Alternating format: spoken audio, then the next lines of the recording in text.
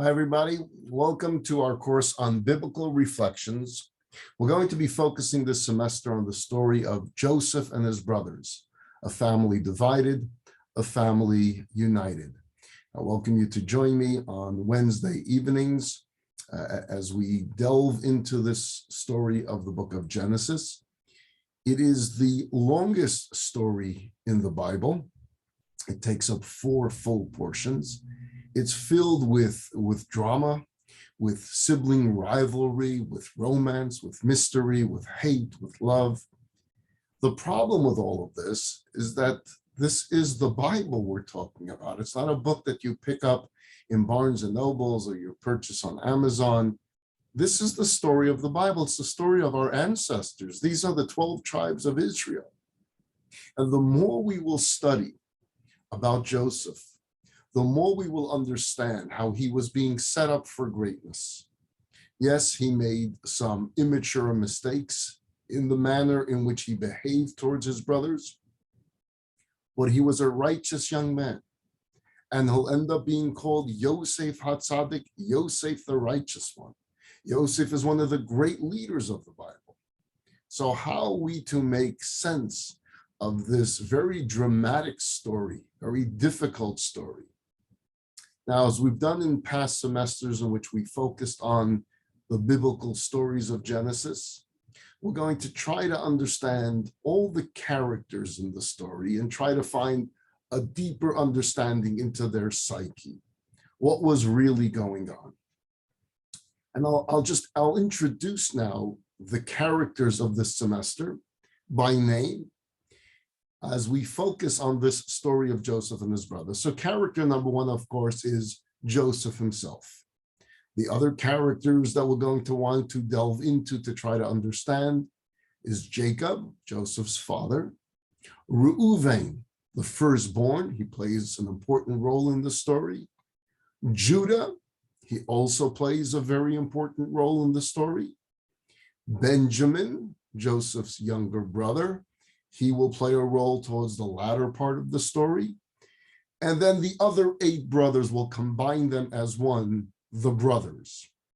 One more character that we're going to try to understand, God, the role that God plays in the story of Joseph, because he plays a major role in the story, setting up the circumstances, setting up the divine providence for these parts of the story, for the different acts, as I'll call them, of the story, to link one to the next to the next. So what I would like to do first is bring the story to your attention by reading from chapter 37 of the book of Genesis. I'll cover the first 11 verses inside the text, or read it inside the text together, and then I'll give my commentary on these verses. And as I present to you what I call Act 1 of the story of Joseph. So here we have the text. Jacob dwelt in the land of his father's sojournings in the land of Canaan. Verse 2, these are the generations of Jacob. When Joseph was 17 years old, being a shepherd, he was with his brothers with the flocks, and he was a lad, and was with the sons of Bilhah and with the sons of Zilpah, his father's wives, when Joseph brought evil tales about them to their father.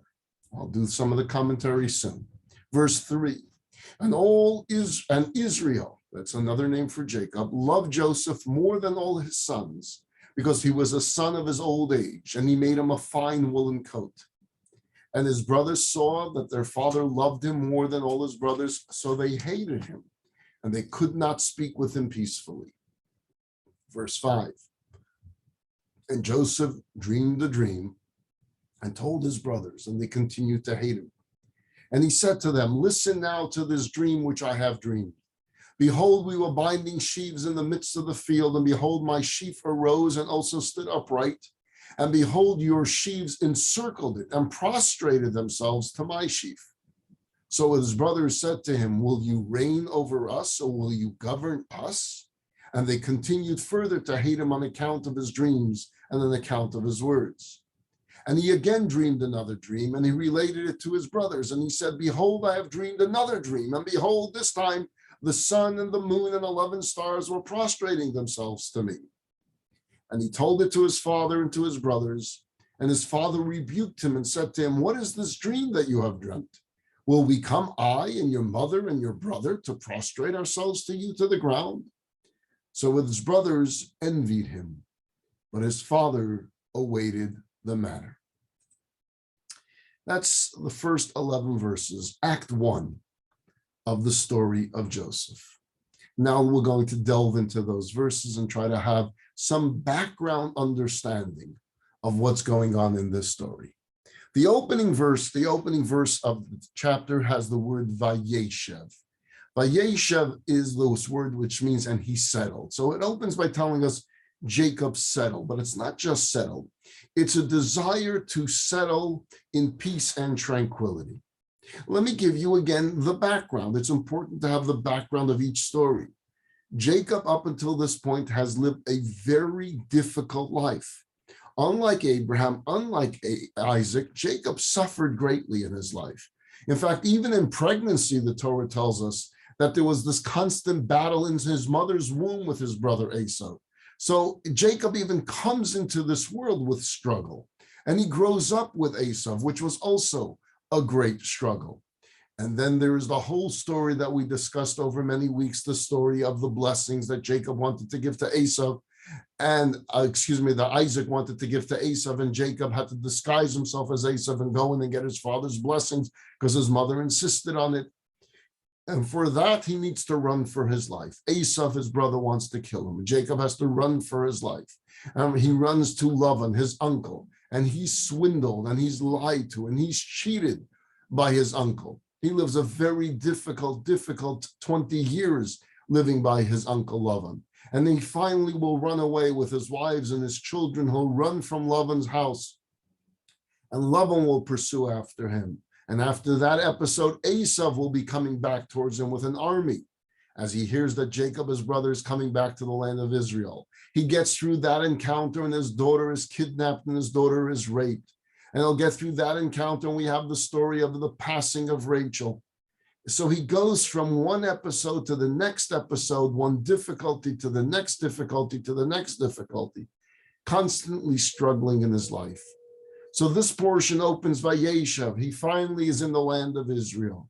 He's with his family. He wants to settle in peace and tranquility. He wants to just relax in his senior years. But God has other ideas, because it's not easy to be a patriarch. It never was meant to be easy to be a patriarch. And it's not easy to be a Jew either. It never was meant to be an easy mission. And so Vayeshev, although Jacob feels he's going to rest now in peace and tranquility, the Torah has other things in mind for him. For we're about to unload on you the story of Joseph. And the verse tells us that these are the generations of Jacob, and he immediately gets into the story of Joseph. So what does it mean, these are the generations of Jacob, and it only lists Joseph? He had many children. Why only listing Joseph?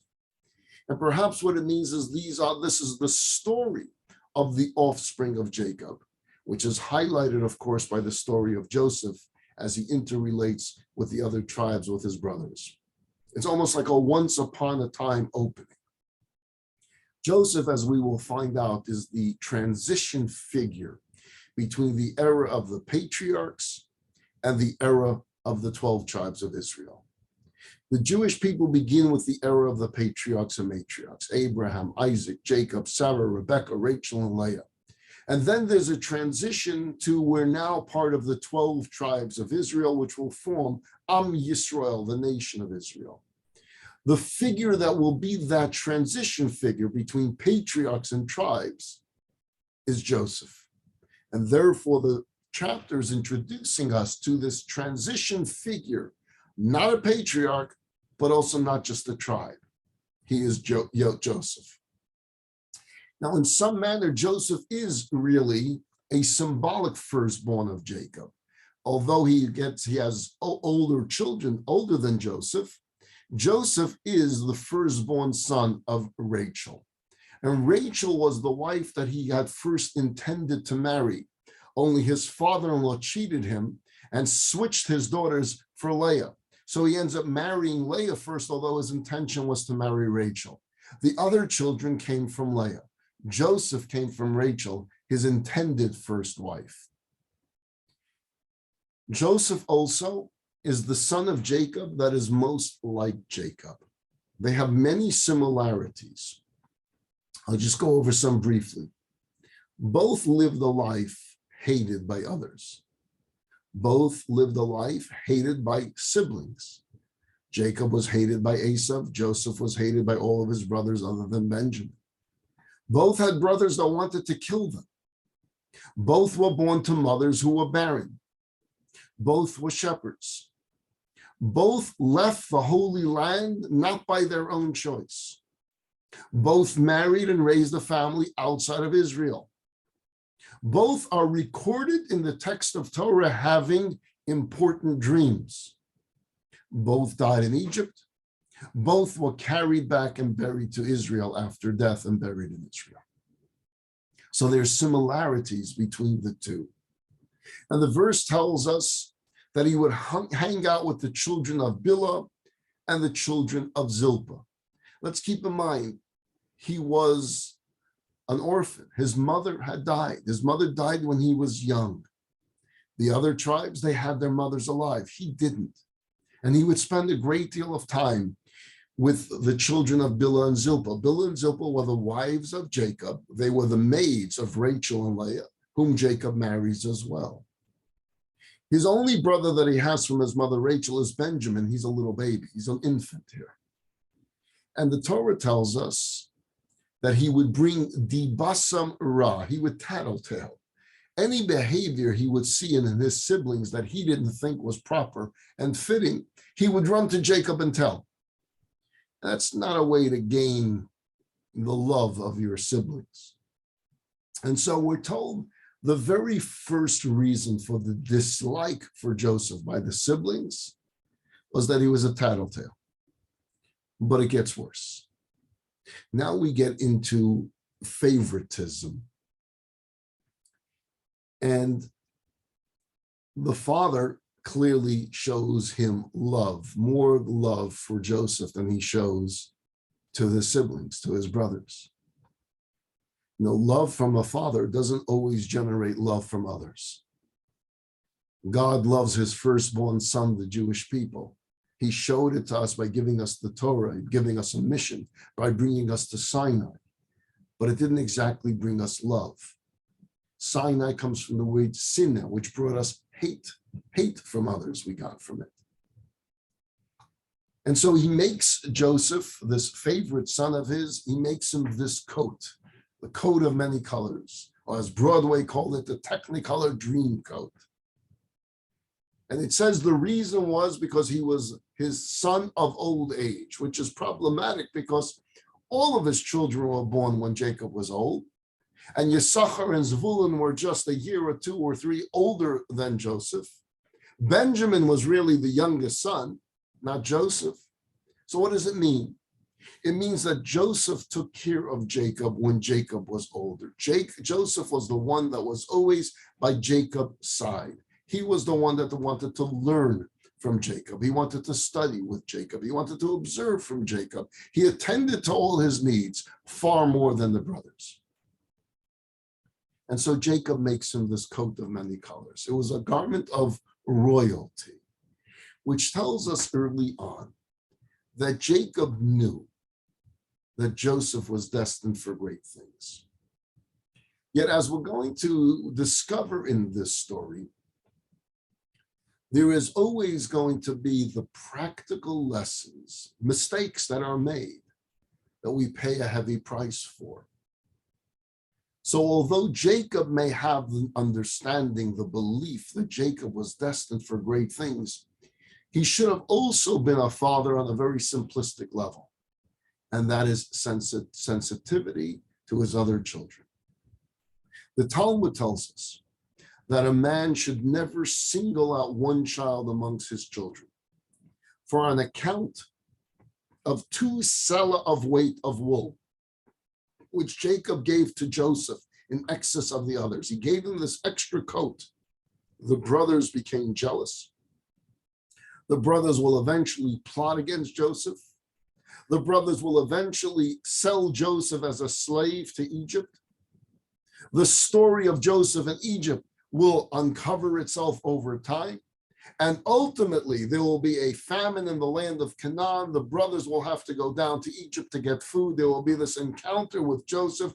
And ultimately, the entire family of Jacob will move down to Egypt and will live in Egypt. And ultimately, we're going to be enslaved in the land of Egypt for 210 years.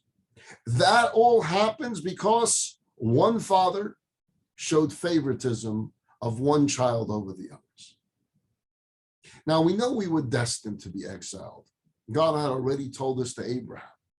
But how this exile would come about, what would bring about this exile, came about with the shame through one of our own actions. We did this to ourselves. We sold our brother into slavery, and thus we became slaves. Why did we sell our brother into slavery? Because there was jealousy of the brother. Why was there jealousy of the brother? Because the father showed favoritism to him. Jacob thought that the brothers would understand why he's selecting Joseph, but that was his mistake. You don't assume that they understand, because feelings are feelings, and there are natural feelings of jealousy. And Jacob should have been far more sensitive to it. And so he makes him this coat, and Joseph is wearing this coat. So it's a constant reminder to the brothers. I guess he liked wearing it.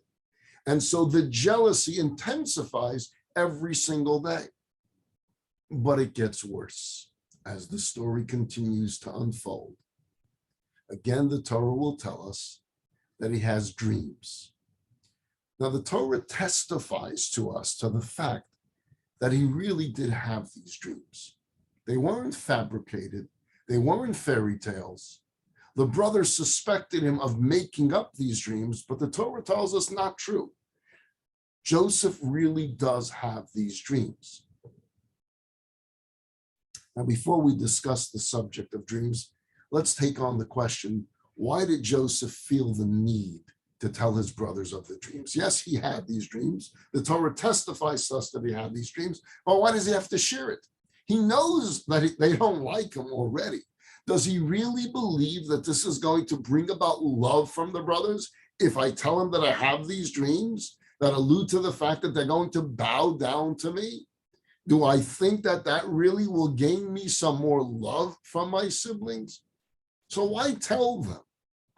A number of possibilities. Number one, he was immature. He was a 17-year-old kid. The 17-year-old kids do things that when they're older, they realize they shouldn't have done. But possibly there's something deeper going on. You see, Jacob gave him this coat because Jacob saw something great in Joseph. Joseph wants to justify to the brothers why their father made him this coat. Don't think Dad is just showing favoritism. Dad knows something, and now I know it too. Because with these dreams, what I now know is what Father knows, is that I am destined by divine providence for some special role. And what he's hoping is that the brothers would now pay attention. What did the dream say? What does this mean? And then go back to their father and say, okay, what is going on? Is Joseph destined for something? Is this something we should know about? This is something we should be aware about. Instead of building on the jealousy about the coat, perhaps Joseph thinks that this will bring about some awareness of his brothers that something is in play over here. Another possibility, the Talmud says this interesting line. It says, an uninterpreted dream is like an unread letter. If you get a letter and you never open it and you never read it, and the message of the writer of the letter is not known by you, although it exists in a letter form, it has no value because you never read the letter. The words will not penetrate. The words will have no effect on you because you never open the envelope. You put it in a drawer somewhere. The dream, in order for it to have its effect, needs to be communicated and needs to be interpreted. To Joseph, as we will see, as I explained to you, the power of dreams, Joseph experienced powerful prophecy in these dreams. God communicated a message to Joseph. As far as Joseph was concerned, this was an important turn of events in his life that he felt his family should be aware of. You should know that God spoke to me tonight. God has a message for me, and the message needs to be passed along. But as we will see, this too backfired. I'm going to present to you now an overview on the subject of dreams. But before I do, the way we're going to be dissecting the story of Joseph going forward, as I mentioned, we're going to go into each character. But what we're going to want to understand is what was each character thinking at the time. Again, for right or for wrong, everyone made mistakes in this story. It's a family divided, which will ultimately lead to a family being more united than ever before. But that's decades away. But each in their mistakes, we don't want to just dismiss it as it was a terrible thing they did. What we want to understand is, why did they act this way? What is it that they were thinking that in their mind justified their behavior? So again, rights or wrongs, we'll all be able to reach our own conclusions. But what we want to have is the information as to what led them to making the decisions they made. Why did their father make such a mistake of making a coat for one of his sons and not the other? What prompted him to do that? Why does Joseph go around telling his dreams? What prompted him to do that? Why do the brothers hate him so much when he shares these dreams with them? Dreams.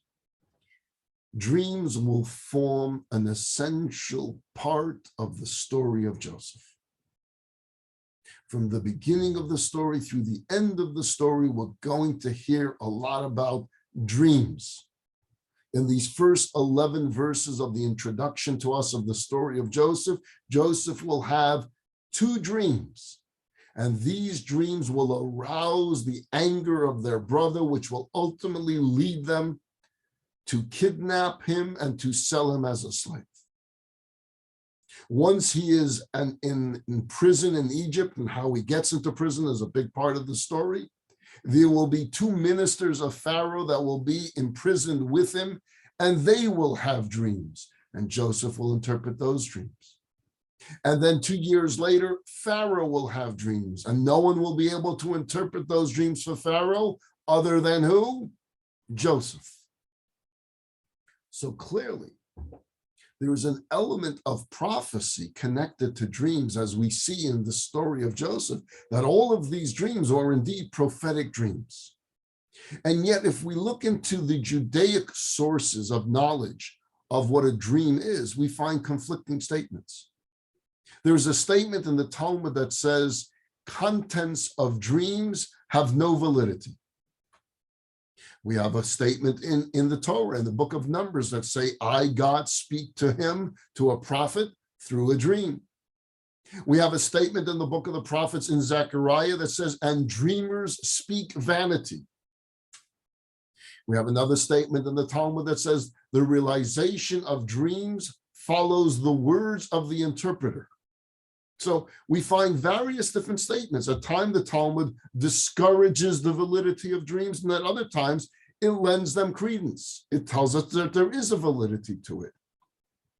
In fact, we find in Jewish law that if someone has a disturbing dream and it repeats itself over and over, he should fast in order to annul it.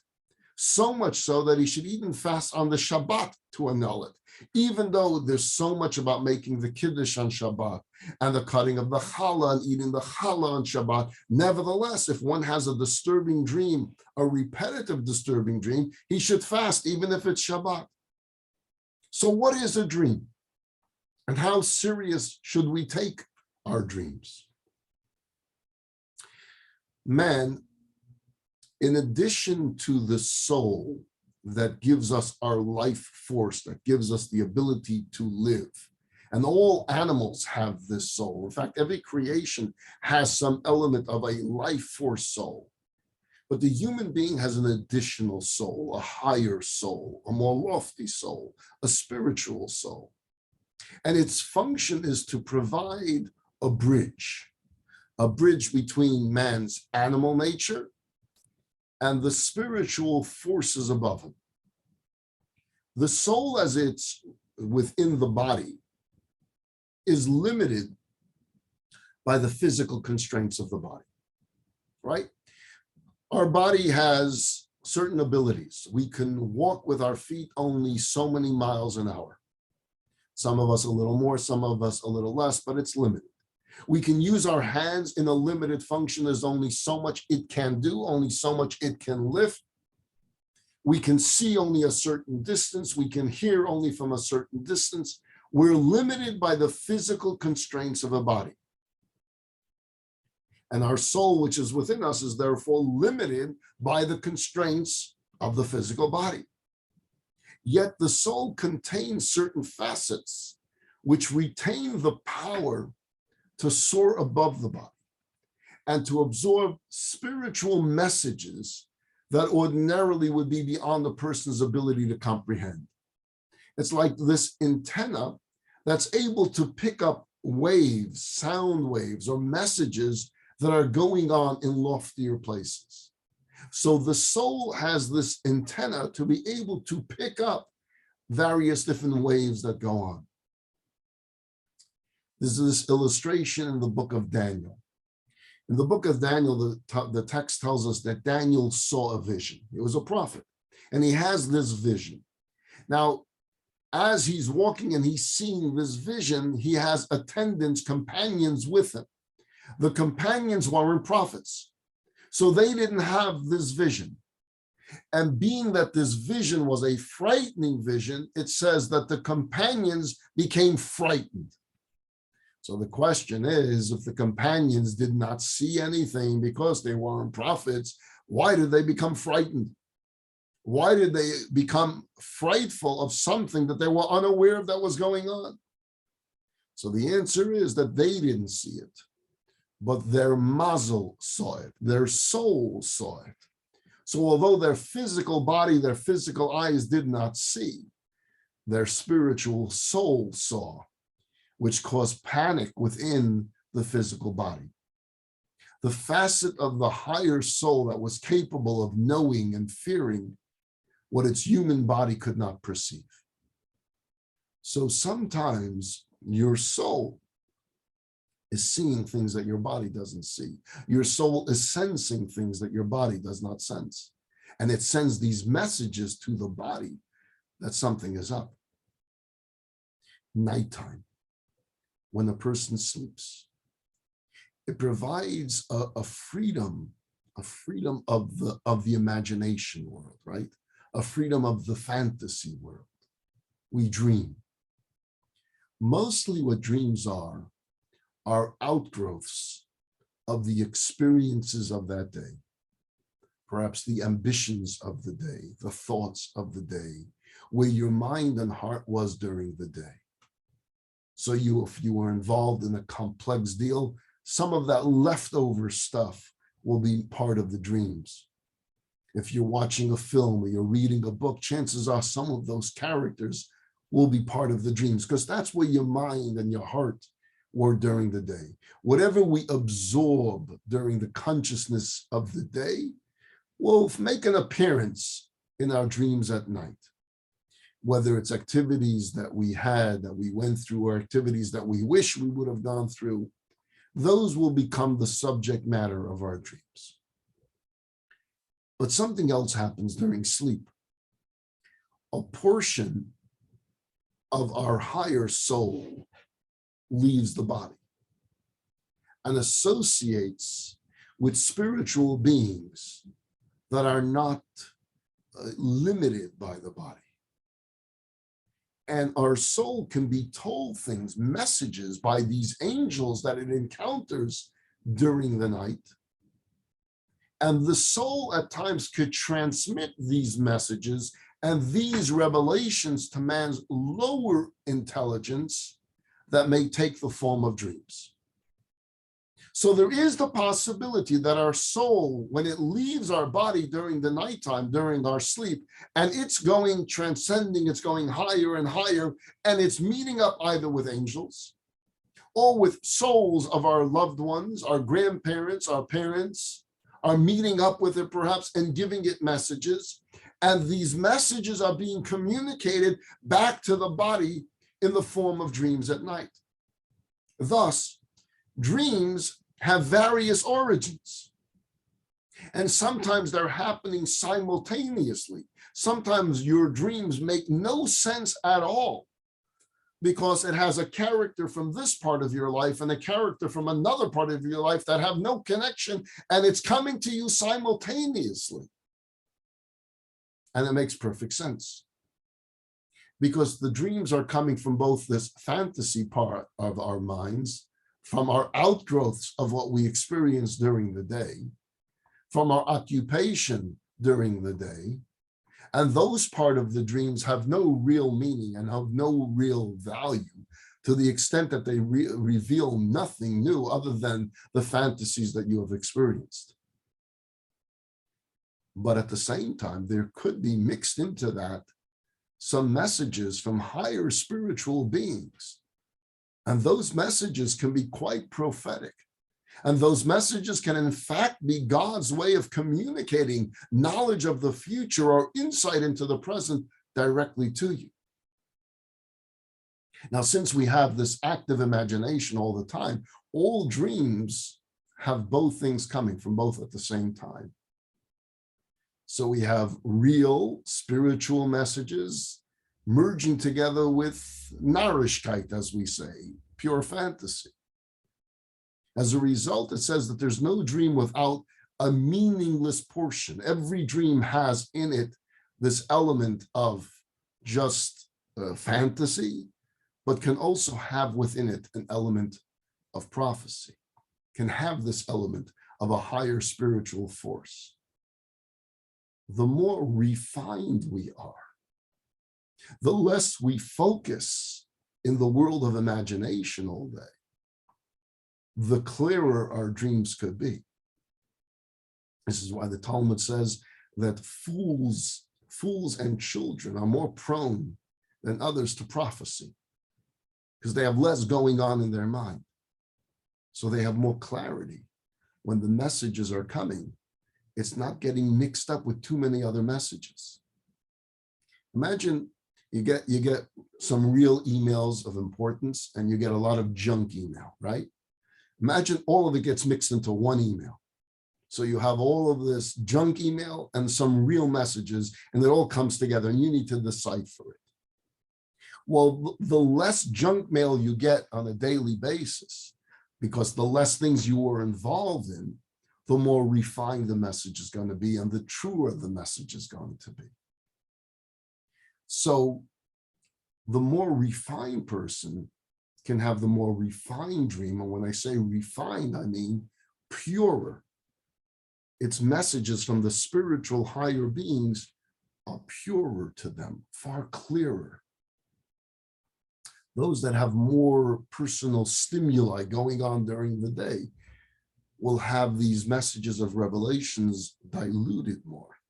Whereas those that have less stimuli going on because they're more refined individuals will have far more undiluted, clearer, crisper dreams at night, which can be some form of revelation, some sort of prophecy, which the Talmud calls dreams minor prophecies.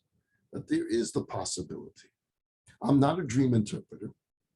Don't call me or email me with your dreams. I'm not going to be able to tell you if it has validity or not. I'm not an expert on that. But what I do know is that from the teachings of Judaism and the teachings of Torah and the teachings of Kabbalah, which are stemmed from the Talmud and from the books of the prophets, as it talks about prophecy, that there is an element of prophecy that comes through dreams. So as the soul makes its way through the spiritual spheres at night, it can receive a wide variety of messages from angels. And these messages take the form of the images we see in our dreams. Now, dreams are used by God Almighty for prophecy. And he tells us that he uses it when the prophet is not capable, not on the spiritual level of being able to receive direct divine communication. Who was able to receive direct divine communication? Well, the greatest of all prophets was Moses. And the Torah itself tells us Moses was able to have a conversation directly with God. Peh el peh adaber bo. I speak to Moses like a person speaks to another, direct. Very few prophets had the ability to speak directly to God. It needed, the prophecy needed to come to a lower level for them to be able to receive. And with some of the prophets, they were not on a lofty level at all, that the message can only come to them during a dream at night. Joseph's dreams in our story were pure. They were clear. When he had these dreams, he knew when he woke up. That wasn't fantasy. That was prophetic. That was a very clear message coming to me from up above. God gifted Joseph the ability of understanding the dream, of interpreting the dream, and of recognizing that these dreams were real. The receiver, in this case Joseph, knew it. So you have Joseph knowing, he knows, not he believes, he knows that these dreams are real. He knows he just received prophecy. Of course he's going to want to share it. God spoke to me. And the dreams, the prophecy, do concern my brothers. Of course I need to share it with them. Of course I needed to share it with my father. It's not a secret. If God is giving me this prophecy, it's because he wants it known. That's the job of a prophet, to share the prophecy. So from the Joseph perspective, he has no choice but to share these dreams. He will use the words in verse 7, vihine. Vihine means, and behold. Behold is a word you use when it's real. This is not a fantasy, my dear brothers. Vihine, this happened. This was real prophecy. That's why Joseph is sharing it. So I want you to begin to understand that although we're dealing with a 17-year-old who tattletales on his brother and starts causing the hostility, who brings about jealousy because he's wearing this coat, perhaps he should have just kept the coat in the closet. He didn't have to wear it every day. But when it comes to these dreams, he felt the need to share it because it was pure prophecy. The brothers see everything that I just told you from an entirely different perspective. So next week, we're going to try to understand, where are the brothers coming from? Where is the father coming from? As we continue with Act 1 of the story of Joseph. Thank you so much for joining me. I look forward to continuing the story of Joseph and his brothers with you as we go through our fall semester. Take care, everyone.